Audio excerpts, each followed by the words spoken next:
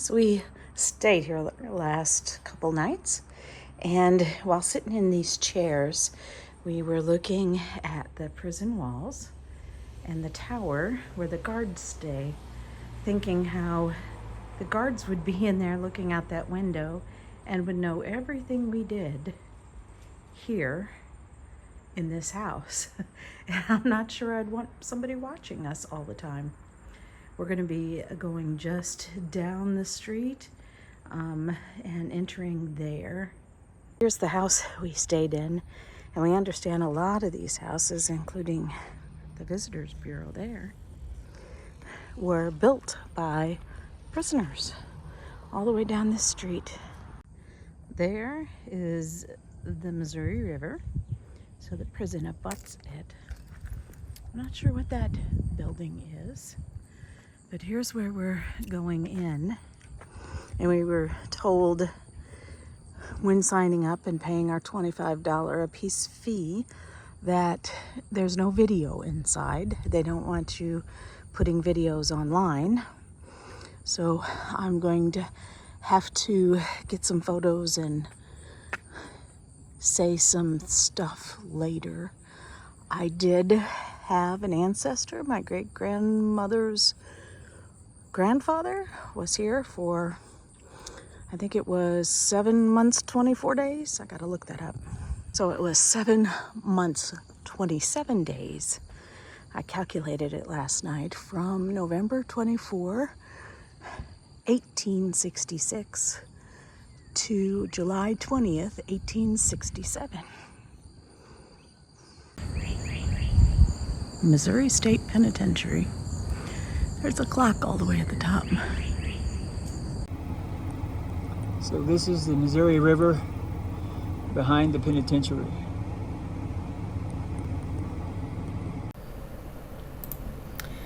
We read often that the Missouri State Penitentiary in Jefferson City was once named the bloodiest 47 acres in America by Time magazine, and my third great-grandfather was there for over 7 months. So I'm reading this book, Buried Alive, 18 Years in the Missouri Penitentiary, and this quote stood out to me. The Constitution of the United States says that no cruel or unjust punishment shall be inflicted upon any prisoner.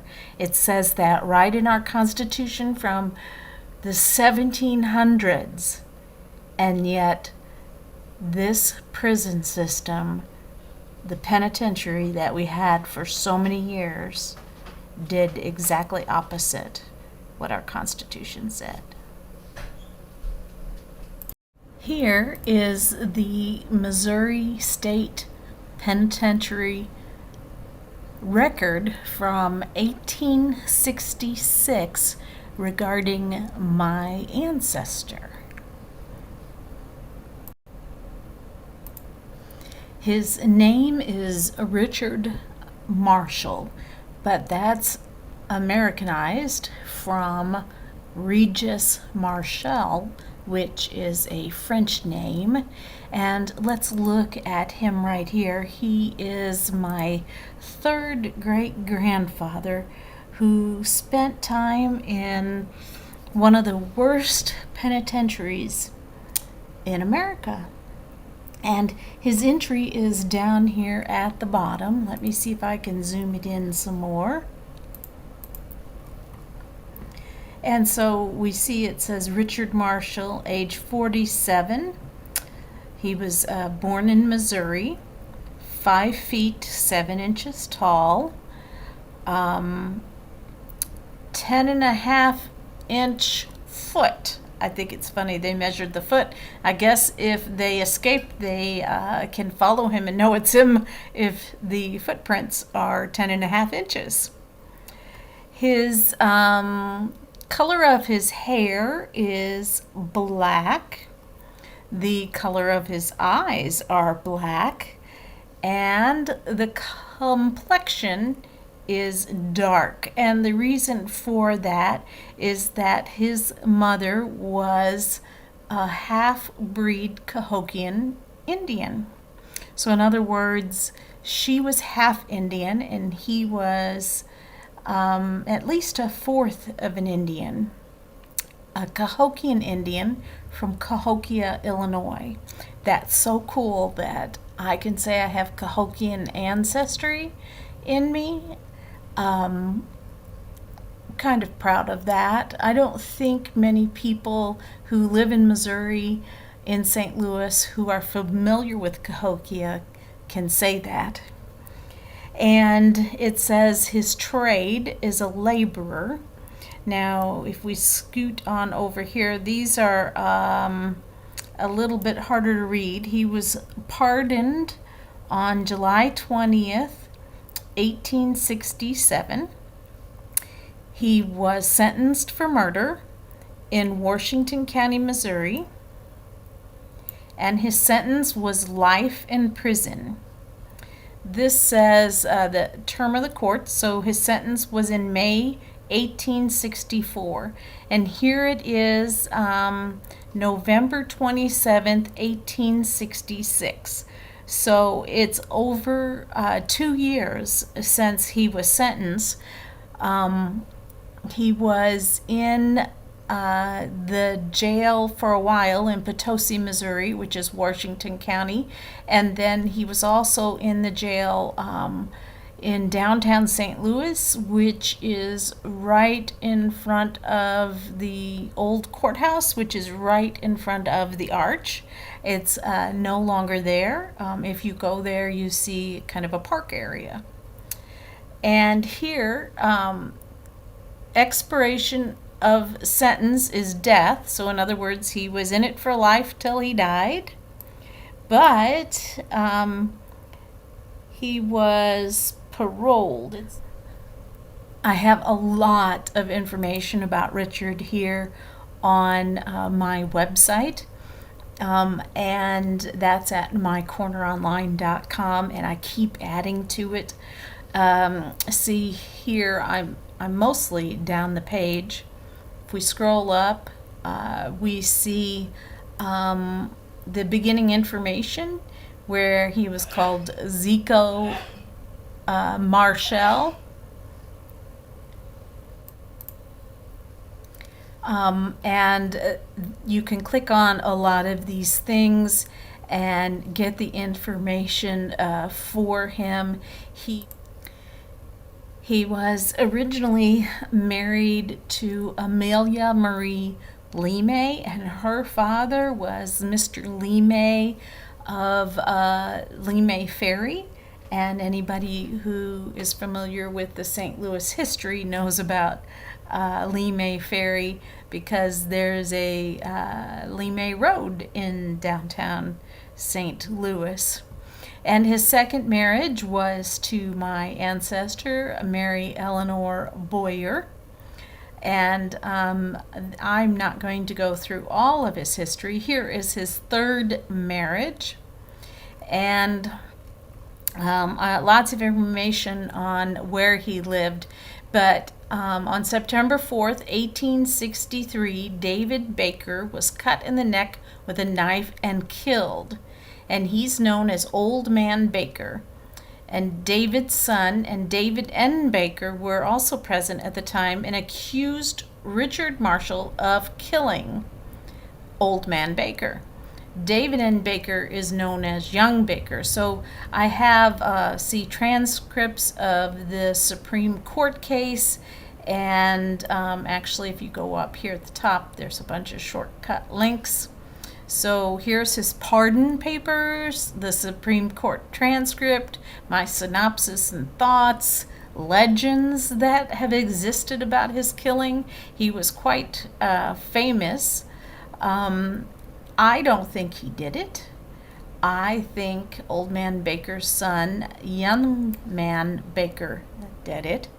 But, this is how many years later? I will never know. So, but this happened in 1863, and he was indicted and found guilty, and this goes all. He was first sentenced to be hung, and then it was converted to life in prison. And then there's this amazing story that happens where there is, it makes national news, and there was an attempted and partially successful prison break in which Richard helped to save the deputy and keep others from escaping. So this is while he's in downtown St. Louis in the prison there. It happened in 1865, so he's already been in jail since 1863. And that began the pardon process. And you see here, you could come to my website and read all of this, but murder is what got him in prison. But this event that happened is what began the process to get him out of jail. It says 14 prisoners in St. Louis jail made an organized effort to escape the other day. The jailer was knocked down with a heavy porter bottle, but the prisoners were thwarted by the determined bravery of one of their own, a convicted murderer under sentence of death, who kept them at bay, and only 3 of the 14 managed to get out. So my third great-grandfather did that all by himself. One person kept all but 3 of those 14 prisoners at bay to save the deputy's life, and pretty much got them back in their jail cells. So this happened in November of 1865. And as we continue down our page, just briefly going through Richard's history, as I said, there's other pages with tons of information. This is like a made-for-TV movie. So now there's a petition for his pardon that goes into effect, and we get lots and lots of letters and all the pardon papers that you can go read. And Judge Wilson Prim writes a letter. He's a prominent attorney, lawyer a judge. He's a prominent judge in St. Louis that actually grew up with Richard. And he writes this letter, and we have a copy of that letter that you can read. And that's how, if that had not happened, if he had not written that, we would have never known, this is part of that letter, that Richard, was an illegitimate son of Benoist Marshall, my near neighbor, by a woman named Mayotte, a half-breed Indian, who first lived in Cahokia and afterwards in this place. So that's pretty cool, this place being Carondelet in St. Louis. St. Louis people will know all about that. So let's go on down. And so I have all those papers on the other pages. You can read it. But then we have here November 18th, 1866. I found a newspaper article.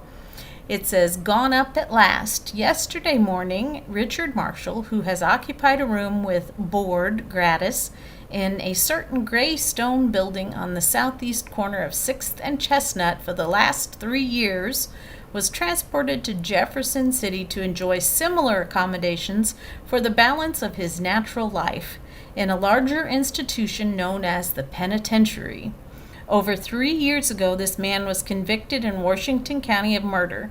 The case was appealed to the Supreme Court, which, after a brief consideration of 3 years, confirmed the sentence, but the governor, who has a horror of summary punishment, has commuted the sentence to imprisonment for life." And so I'm not sure why Richard was at this point sent to Jefferson City. I wonder, myself whether, because the pardon process has already started, and the governor lives in Jefferson City. So I'm thinking that he was sent to Jefferson City as part of the pardon process. I mentioned that to the lady in the museum, the prison museum in Jefferson City, when I visited there a few weeks ago. And she said she bet it was so that he could be tested. I'm not sure what her words were. Those weren't her words.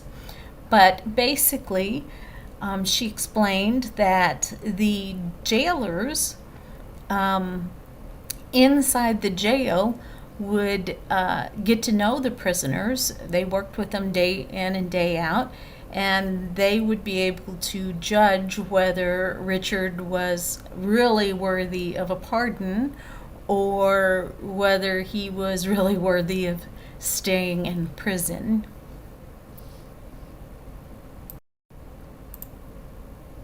So we get to that part where we see here's the arch, and the blue line is where the two streets intersect in that newspaper article. And here's the old courthouse, which you can go visit today.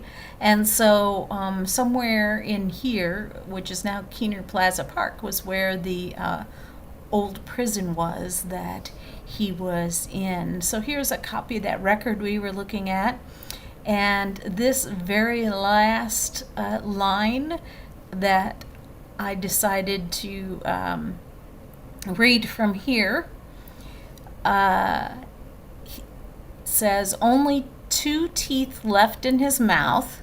That's horrible. I guess, you're in prison, and you're in prison for murder, and you're not going to be given a toothbrush. Or I can imagine there's lots of battles going on, fights, defending himself, maybe keeping all but 3 of 14 prisoners in jail might cause you to lose a few teeth.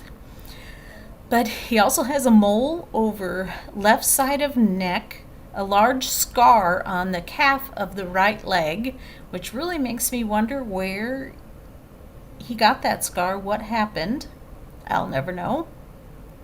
A small scar over inside of left leg, large spot over left side near small of back. So he has quite a few marks on his body that they have noted, and it really sounds like he's had a pretty rough life. His sentence was life. Richard was received in the Missouri State Penitentiary on November 24th, 1866. He was pardoned by Governor Fletcher on July 20th, 1867. So I thought to myself, how many days is that? And down here we've got 7 months, 27 days. So he spent 27 months, 27 days in the Missouri State Penitentiary. But what I found interesting was that we get to see the dates. See, this says November 1866.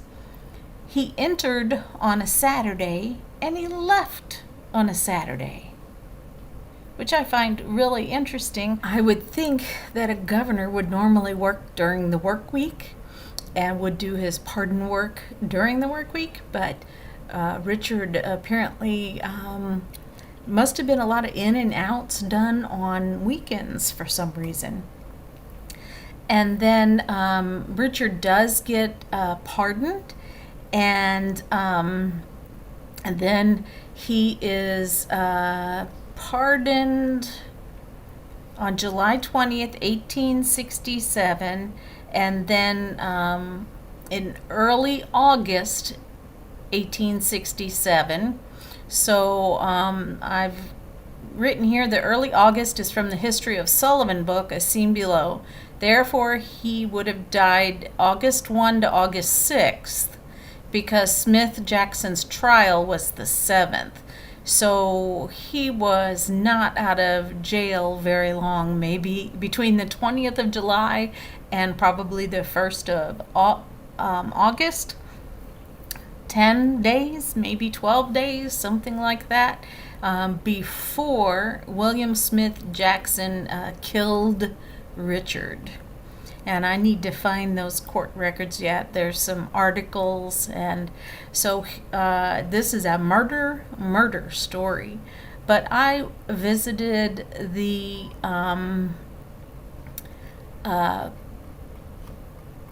Missouri State Penitentiary, wanting to bring this story to life a little bit more, to understand where Richard had spent those 7 months and 27 days. So we were not allowed to take videos. I had to sign a paper when I bought my tickets saying we would not take videos inside the penitentiary.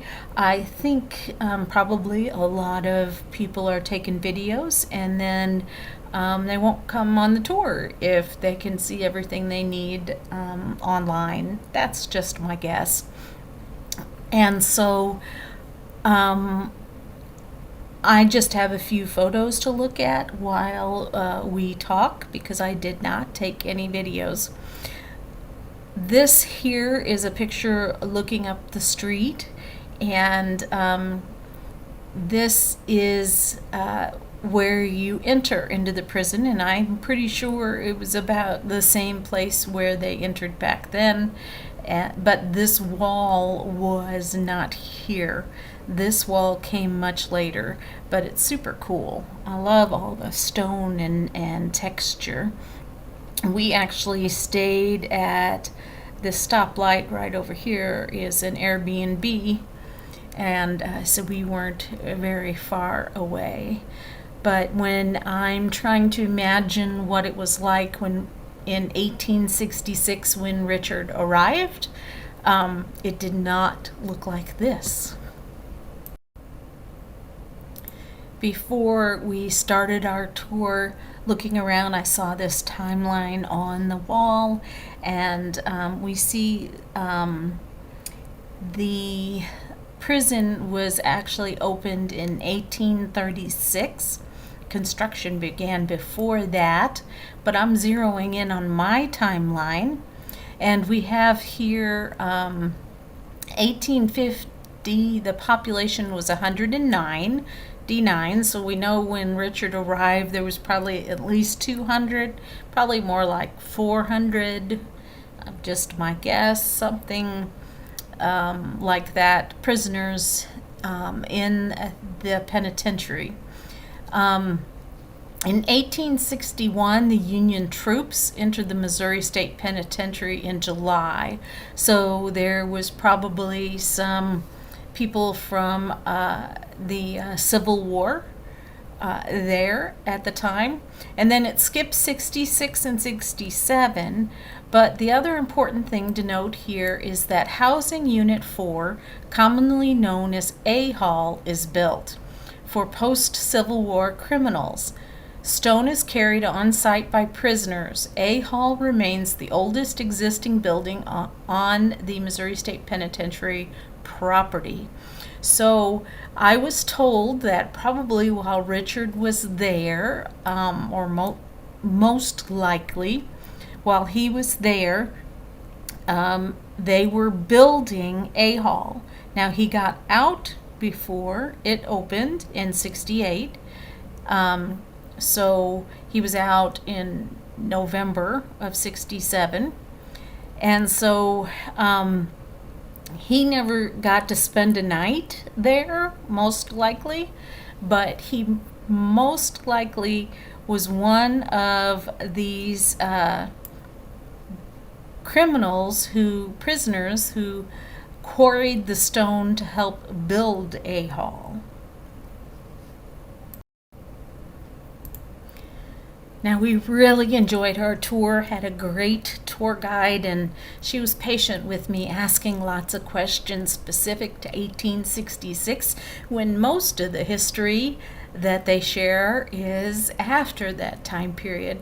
But this is a map that was on the wall, and I zoomed in before we started our tour, and I asked her where the building was where Richard most likely stood, because I've seen the reports and read in a book that they had uncovered a very old site, and I wanted to know where it was located because that's where Richard probably stayed. Come to find out, I don't think it was there that he stayed, but a close proximity. So she told me that the building that they uncovered is now between this building number 21 and this building number 20. Now, when you look from this wall out here on the street, this building here has all its windows blown out, or half its windows blown out. It looks half destructed. Well, there was a tornado that destroyed a lot of the penitentiary. And so they're afraid this building number 20 is going to collapse and fall right between these two buildings and ruin that, just destroy that really old building from the 1800s that they uncovered. And so what they did was they went ahead and filled it up like 3 years ago or something. If I would have discovered this all just years ago and gone, I might have been able to see this.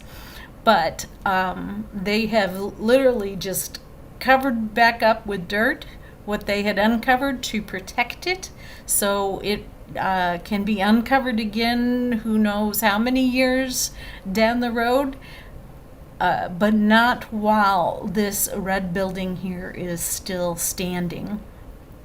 Now, we went in building number 21, which I'll have to look up when it was built.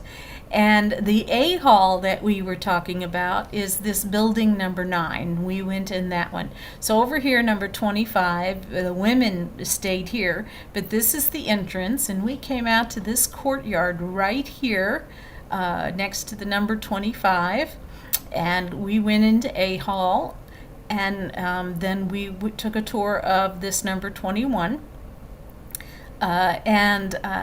Then we got in our cars and we drove around way over here off this photo to visit where where all the people died for their crimes. And so you can imagine while looking at this that maybe Richard was in a building over here between these two buildings, and was helping to build this building, number 9, and then none of this other stuff was around. So there was another wall, I understand, in front back then that is also no longer in existence. So it had been taken down when the wall that we see today is here. Here is actually the full map, and I had zoomed in on this area, and so we see number 21 is housing unit 3A and B.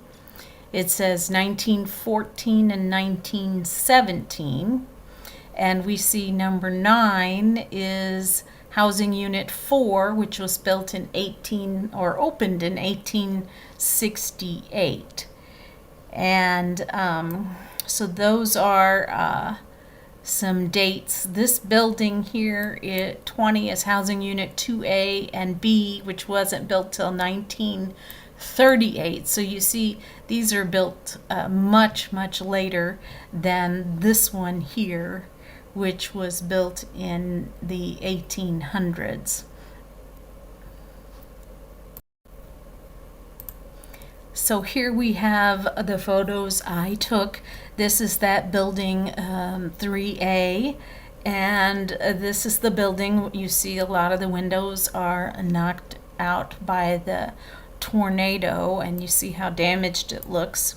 A lot of the windows on the other side look even worse. But right here in this area in between is, you can't see it very well, is where that old building we're going to look at some pictures was found, and where Richard may have lived. So this is that building 3. I took a full-length picture of it, and at the bottom of it was death row, and we would go in that building second. But then I turned around, and here is the building that was built in 1868.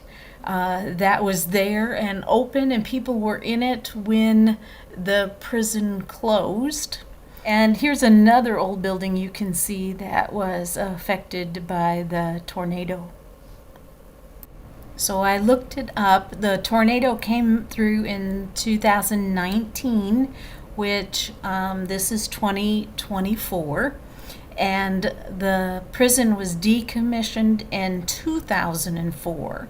So it's been 20 years since it was decommissioned. But to me, 2004 wasn't that long ago, considering my lifetime. But you see all the damaged windows here on this building from the 2019 tornado. And here's another look at the building that was opened up in 1868, full length.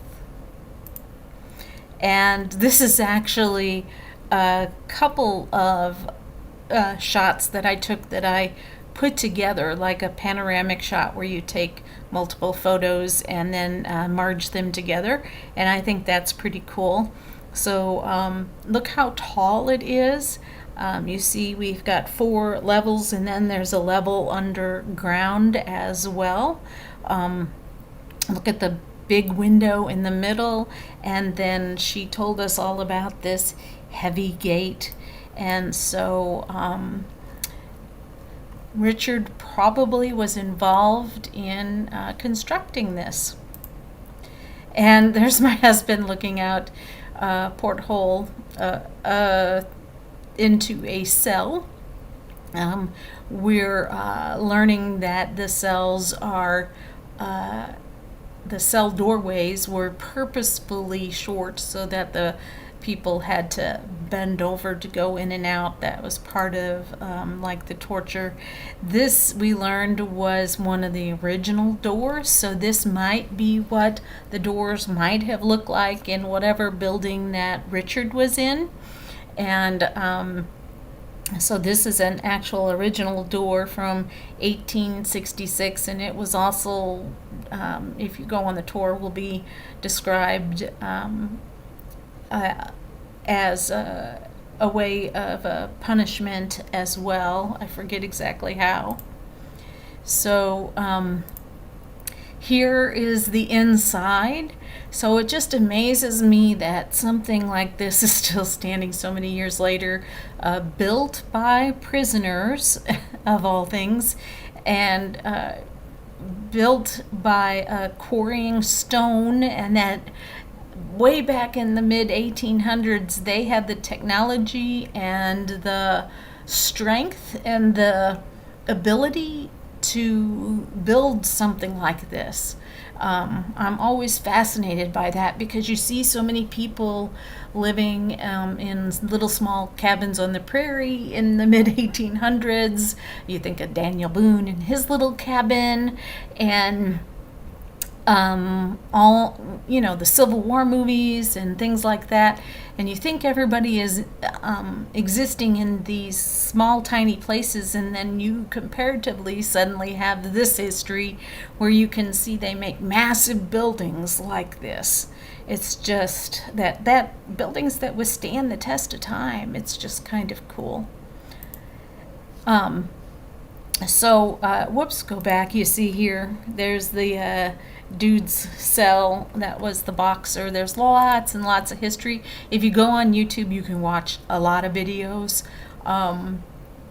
to learn some of these other details, or search online. A lot of this stuff is online already, so I'm just focusing on 1866 and 67 for my third great grandfather's experience.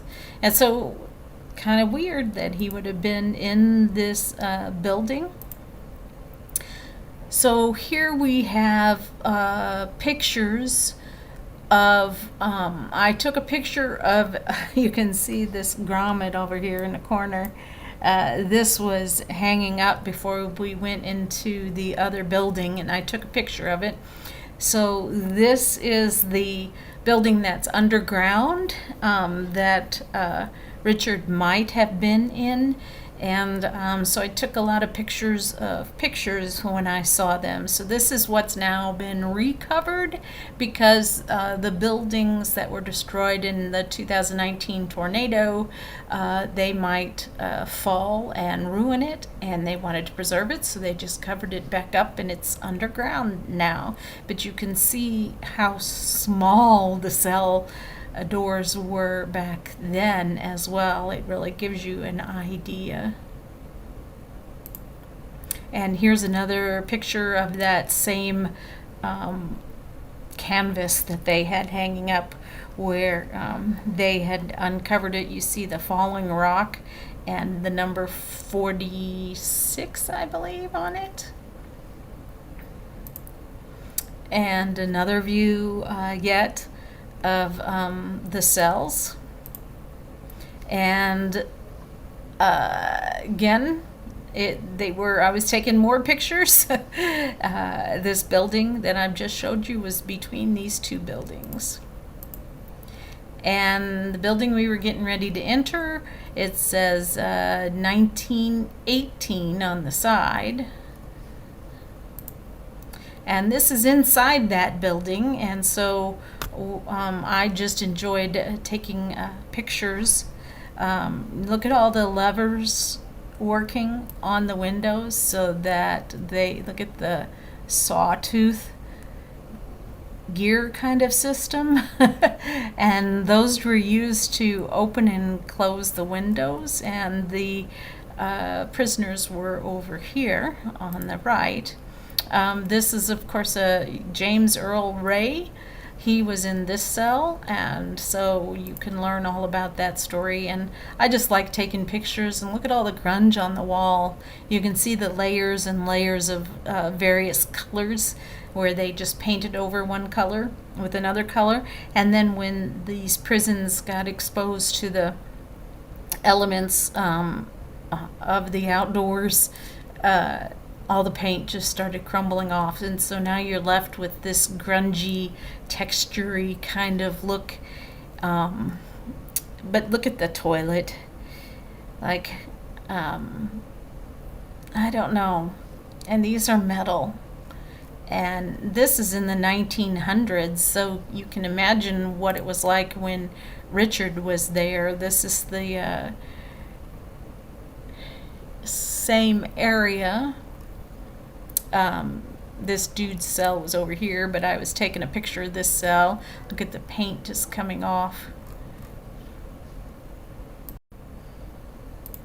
So we're just kind of going through my photos. There's the toilet. I'm assuming that, I guess that's a sink on the top and the toilet on the bottom. I don't know, having them but the grunge just really is fascinating to me. So, yeah, they were saying about like how many men were in each of these cells. I just can't imagine. I just can't imagine. And then this is when we went down to where they where they executed people. I had to go to the website to look up some information, so I thought I'd just look here. So I took some pictures of the gas chamber, and you see that in 1937 was when they began the execution by lethal gas. Before that, they were hanging people, and Richard was sentenced to be hung, and then it was converted to life. But so we have this, which is interesting, but doesn't really apply to my timeline. Still, I took these pictures of the gas chamber. It was a pretty cool thing to get to see, with the big doors and the two chairs, and sometimes they had double executions. And I'm really gonna not give you a lot of information, let you go find this out, because it's already in other videos. So this is where the loved ones would come, or other people, to watch the execution. So the chairs are inside these windows, and the people watched from over here. And I backed out a little bit to get another picture. My pictures are out of order. So this is back in A Hall, that one from 1868. And I took some pictures of some of the cells. She was talking about how they could earn privileges, that this was really the better building to be in, that they could earn rewards of some kinds, and in this case, this person was able to paint his cell. You can even see it over here on the side, to look like stone, to make his place where he stayed a little bit homier. So you can still see that paint there. And we're still back in A Hall now, so my pictures are not in order. And this would have been the type of cell that Richard would have been making, that if he had stayed there, he would have stayed in a cell like this.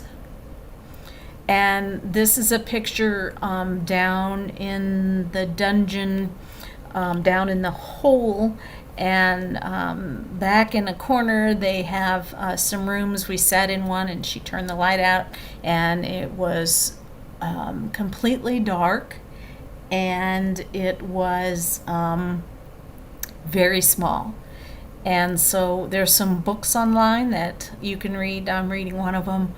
I'm going to put those on my website, because you can get them either at very low cost or free.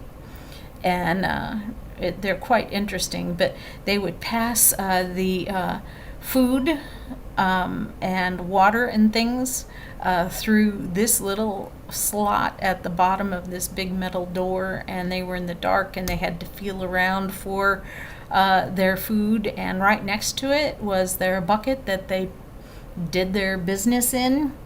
And so, feeling around in the dark, they might accidentally dump over their bucket onto their food, and there was very little food. And she just really let us know how horrid it was to stay down in this hole. And there's the metal grungy door, and you can see double protection with bars. And to the left there is where the door is that we were looking at, and that's our wonderful guide. To the right was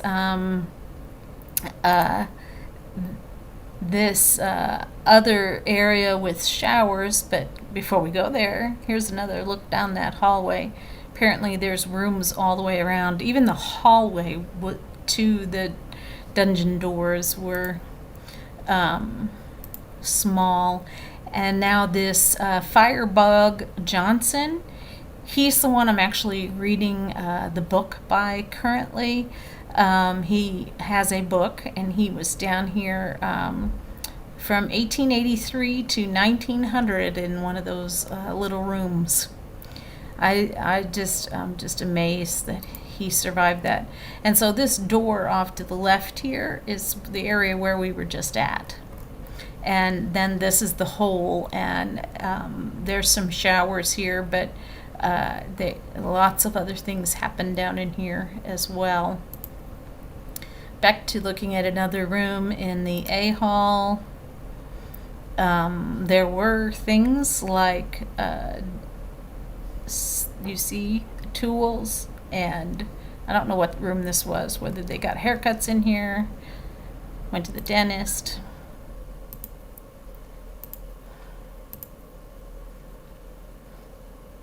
These are cool photos, aren't they? Look at how narrow that door is. So there's where this dude's room was. He was historic. He is Muhammad Ali. Was actually in this prison. In that bed.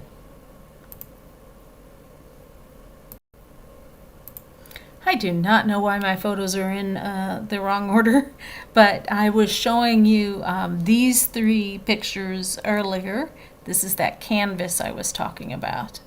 And these are the men. You see this man is standing up here on top, and you see the red building that is now destroyed by the tornado in 2019 that might fall on it. But you get the idea how it was discovered underground, and there's all the cells. And so this might be where Richard was. I can only guess that where he was, because where he was is really probably not in existence any longer. This is grunge. I like taking pictures of grunge. I like texture. Isn't that kind of cool? And now we're back in that other building. It's almost like maybe I'm showing you 2 different cameras. My cell phone and maybe my big camera. More photos that are super cool. And then looking back, I took photos originally where we came in right down here. We came in right down here, and I was taking pictures of these cells. And now we're at the end, and I'm taking a photo looking back. So when we went around to the gas chamber parking lot, we had to drive around to the other side. And the gas chamber is off to the right of this photo and behind me. But this is the 2 buildings that we've been talking about. This is the red one, and the white one that had death row on the bottom. And so we see the kind of the space where that old building was found.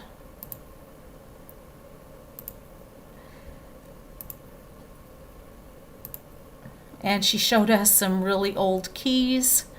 These are the only keys that are left in existence for the old locks. That was super cool. And this is the outside of the gas chamber. Again, this doesn't apply to my Richard, but I am sharing my photos with you.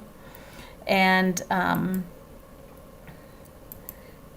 this is the cell, the one cell that's in there. And so before they would go into the gas chamber, this is maybe where they would have their last meal, or say their final prayers before they were let into the gas chamber. And so here's some more photos. If you're really interested in the stories of this, they actually have a book that's super cool. It was at our Airbnb, and so it tells us that this is the Firebug Johnson, and it gave us the name here of his book that he wrote that you can get. And I took a picture of this page because this guy also wrote a book called The Twin Hells that you can get. I think that one is free.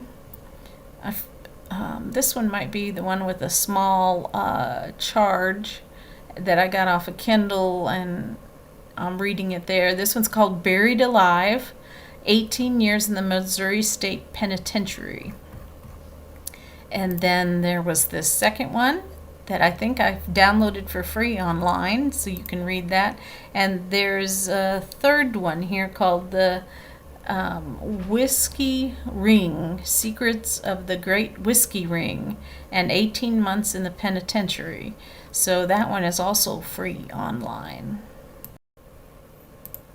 So I found this PDF online, and I found it quite interesting. This is page 11 in there, and we see here the housing unit 3. It's kind of blurred out here, but this is the 1868 building, I believe. And this says housing unit 4, which is the white building with the death row in the bottom, I believe. But right here in the middle, it says approximate footprint of 1830 prison. So it makes me think that I am incorrect. So if this is the white building, the red building is over to the right of it, and this nice green area in between would be where they found the very old building. So according to this, it seems that right out in the middle where I first took that first picture was probably where the first prison was. Let's go look at that picture again. Okay, so unfortunately, I didn't take a picture of it, but this is the 1868 building, and to the right of it is a big area that's just green, and that's where they're indicating that the 1830, well, it said 1830 proposed building, but probably 1836 when they opened it. That's probably where it was. And looking at this map again, it would be this courtyard right here. This building was not there. I think it's the church that's no longer there. She talked about it. But I think in this area right here, that's probably where Richard was. So now my best guess is that Richard was in a prison right here in this courtyard. And we're back to that PDF I downloaded for free. And here is the 1868 building, so they would have been building it right next to each other. And then there was probably another building built a little bit later that was between these two over here. So here's an old photo that's pretty cool. And you can see this is the red building. This is the building with the death row. So in between these two is where they discovered the old building. Here's the courtyard where I think there was a building. And this is the one built in 1868. And here's the river. Here it points out that housing unit 1, which is the entrance into the building, also where they kept the women, was built in 1905. So that's probably when the new wall around it was built, because the older wall was destroyed. So here it shows that the 1868 building that I'm referencing, that the plans were drafted in 1865, and that construction began that spring. So construction of the building was occurring in 1865, so it would have still been occurring when Richard was there in 1866 and 1867. I find it interesting that there was 152 cells with a capacity of 608 men, because 150 times 2 is 300. So that doubled is 600. So you've got almost 4 men, designed for 4 men in each room, and those rooms were small. Here is some other key information that I read in this PDF I found online. Centennial cells. It says in 1986, the remnants from a demolished cell block were unearthed during excavation work. So the white building, housing unit 3 with the death row, they were going to build a recreation yard next to it when they uncovered these old cells. While these ruins were initially thought to date to 1840s, archival research suggests that these cells are likely the remains of the lower floor of Centennial Hall, a housing unit constructed in 1876 and abandoned in 1920. So the ones that they uncovered and we looked at were built in 1876, and Richard left in 1867. And so this was built after the 1868 building. So that one we toured, the big one that was there, that Richard would have helped build, it was actually there before this one where they discovered the ruins.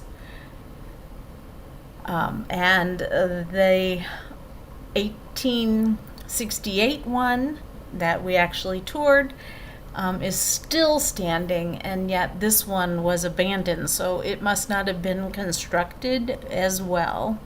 So we can read more about Centennial Hall. They've learned about it in newspaper articles, and here is one of the cell walls. But as I said, I don't think this anymore. I took all those pictures because our wonderful guide had said that's probably where he was. But now from this PDF and that first graphic, I think his cell was probably in that original area out there in the courtyard. So here's a cool photo that I saw in the museum, and I thought it depicted maybe the 1800s when Richard might have been there, and then now I have later realized it is probably about 1920. So we have this where the women stayed, and you enter here, you can see that the wall isn't there yet, but this is the 1868 building that Richard would have helped to build, and this one was opened up in the 1914, 1917 range. That is where Death Row was, but you see the red building on this side and the red building on the other side are not built yet. This does show some other buildings that are still there that are down by the river. We have river traffic and a train. I wonder how many tried to escape and head out on a train, and how many tried to escape by river. Our guide did tell us some fascinating stories of some escapes or escape attempts. But that is a very early drawing, but as you can see, the buildings that Richard might have been in are not in this photo. Here is the 1868 building, this very white roof. Right next to it on the left would have been probably where Richard's building was. And then this is gray roof is the Death Row building, and right there in between it is where they discovered the 1879 building remains. Then down here next to the right of the parking lot is where the gas chambers were. And of course you can see the river, and right up here in the upper left-hand corner is where we stayed at our Airbnb. But here's a great graphic, and it shows also the approximate footprint of the 1830 prison. It was almost, I mean, it looks like the dotted line and that it was square. But it also says approximate, so that doesn't really mean that the building was square. And here it is again on the very next page. It's turned so you can read it in a different way.